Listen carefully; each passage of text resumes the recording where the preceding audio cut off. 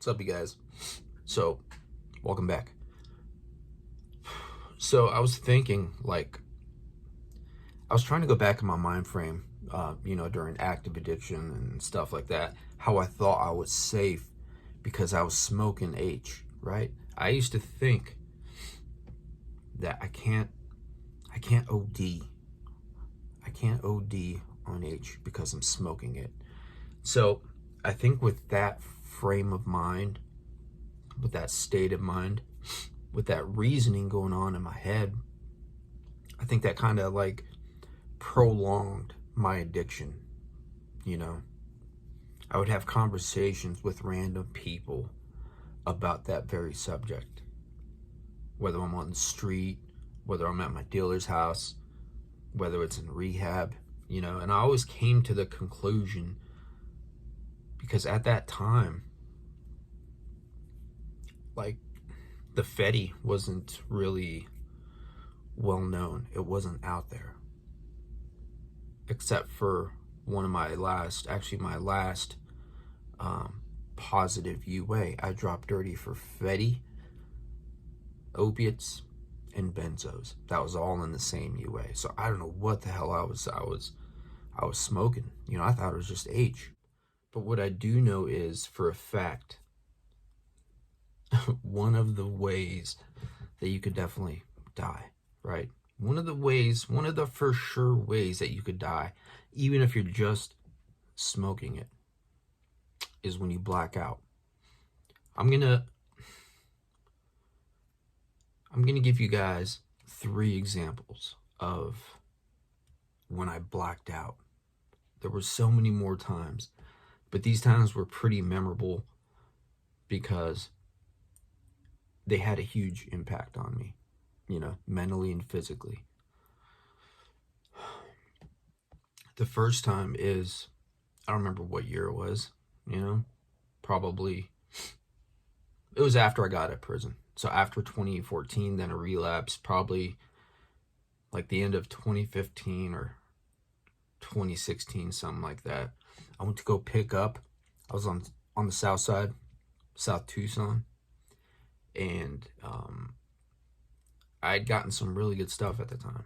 So, I picked up, I pull over. That was part of my routine, right? Pulling over, smoking it, and just getting well, right? Getting as high as I could.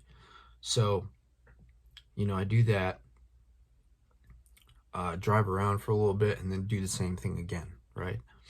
So I have 2 sessions already, all within like an hour or something, right? So I was lit. I was super lit, man. So I get on I-19, Interstate 19, and I'm heading northbound. Apparently, when I got on the freeway, I blacked out. Sometime while I'm on the south end of town, I black out, and I'm driving. Somehow I am alert at the time. I can't explain how I made it through. I can't explain how I didn't crash. I can't explain how I didn't die, right? So I'm on the freeway heading northbound, and I'm blacked out. I can't see anything. I don't remember anything about that trip, nothing like that. But if you're listening and you haven't blacked out before, it's basically like being asleep. Even if you're up and walking around, it's basically like being asleep, because you can't hear anything, you can't see anything, and you're just, everything is dark, but the consciousness isn't awake, isn't alert. You're basically asleep. And so I made it all the way to the north side. I-19 connects to I-10, then I just went north. And somehow I woke up on the freeway. I came to when all of a sudden, it's like my eyes opened, and here I am on the freeway, just rolling, the music's up, and I made it that far. I don't know how. It's weird. It's like sleepwalking, sleep driving, right? It's as best as I can explain it, man. I tripped out, man. I got off the next exit and just went home. That scared the hell out of me. Like, that has never happened to me before. I blacked out at other times, but I wasn't driving. I wasn't in my vehicle on the freeway going 55 miles an hour, maybe even more. Somehow I made it out of that, right? Second time, I was staying with my mom at the time, and I picked up a bag, right? Just getting high in my room, and just smoking, man, by myself, in my isolating, in my little cocoon, right? And then I black out. So from there, I don't know how long I blacked out for. I don't know. You don't know anything when you black out. So when I woke up, when I came to, I must have been sitting on my knees, like on the floor, right? Sitting on my knees and smoking. It was in the dark. I don't know what I was doing down there. So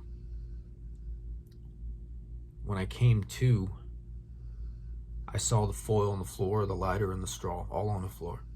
But when I came to, on my left hand, this knuckle right here is broken. It doesn't look like this. It has all 4 ridges. On my left hand, these 2 are flat. So I broke this bone right here. It's a little bump right there. So I must have been punching the ground for some reason. I don't know why. I was just high and blacked out. I must have been just punching the ground.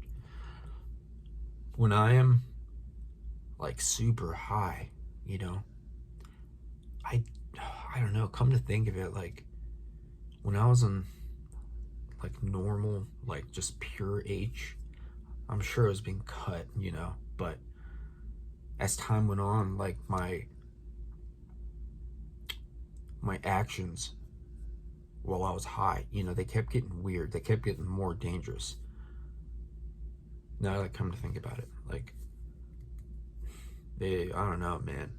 It's so dangerous, man. Like when you're smoking or just doing drugs in general, you don't know if it's cut. You don't know what's in it, man. Each bag is like a gamble. You're playing Russian roulette with your life.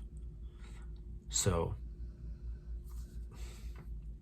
I came to, sitting in the dark on my knees.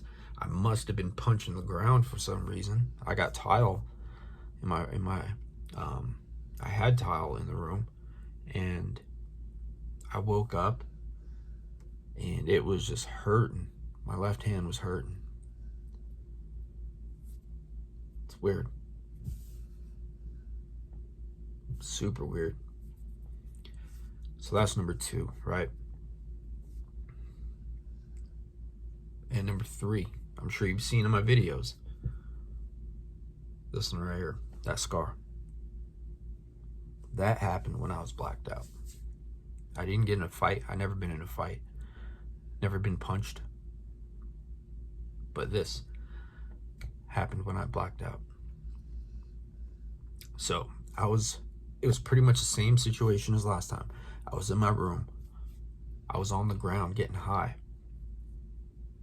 I think in order for nobody to hear the click of the lighter in my room, I think what happened is or what I would do is I would put a blanket over me to try and mask the lighter sound, right? So nobody would hear me. I don't know why. When you get high, you don't know why you do what you do, right? So I was on the ground again, and then getting high, and then I black out.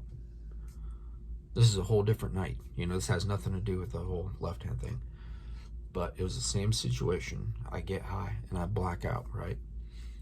And then when I don't know how long I blacked out for, as I just said, but when I came to, when I woke up, realized what was going on, I was like on my knees, like slumped down. So I must have, I don't know, I could only guess what happened, right? So I may have like nodded out, maybe just like nodded out, passed out, and then just knocked my head on the floor.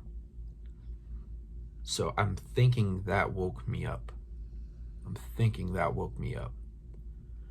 Because when I woke up, I was like on my knees face down. And then when I was picking myself up, I felt like liquid just start dripping down my face.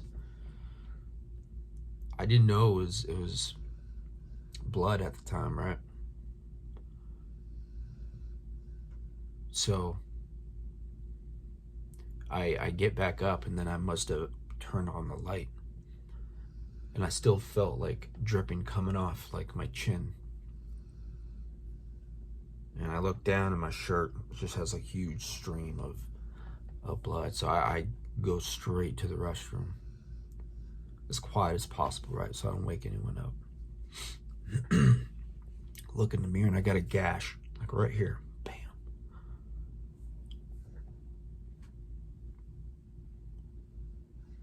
That was the first time I ever got stitches. So I got the bleeding under control, right? And I went to the ER, check myself in. And while I was, checking in, talking to the doctors and all that, they're like, "What happened? Did you get in a fight? Someone beat you up?" I'm like, "Nah, man. I was wrestling my dog, and he's a pit bull, and he has a big head. And so I was just playing with my dog, wrestling, and we collided heads." And that was that story. I'm not sure if they've heard that one before, but so got stitches. I think it was like 4 stitches or something. That was the first time I ever got stitches, man. Every time I see that, it's always going to be a memory. I see it in every video. So, with that being said, one of the for sure ways that you could die, even if you're smoking it, is if you black out. Say, for example, I was on the freeway and I black out, right? I pass out. I nod out. Boom. Game over.